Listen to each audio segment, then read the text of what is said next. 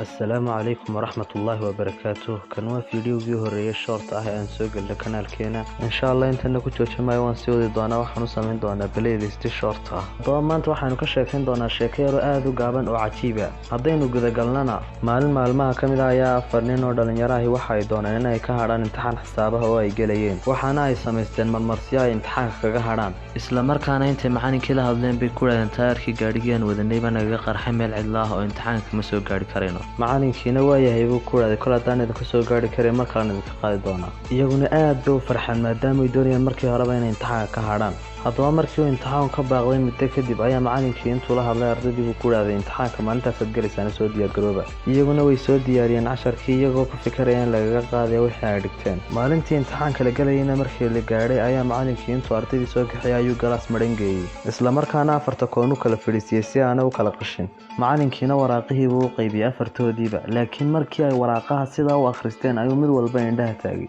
waayo su'aasha koobaad waxay ahayd afarta taayare gaariga taayarkeeba qarxay talabaadna goormay ahayd saacadu markii uu taayarku idinka qarxay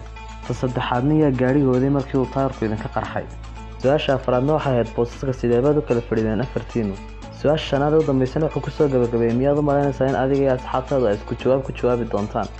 xagga ugu hooseysa warqadan wuxuu ugu soo qoray haddii afartiina jawaabihiinu ay isku mid noqdaan imtixaanka waad baasteen oo dhibcaha waan idin wada siinayaa laakiin haddaad wax kala duwan qortaan gebigiinuba waad wada dhacdeen waayahay haddaba imika macalinka wax qiyaameeyey mise ardayda wax qiyaamaysay assalaamu calaykum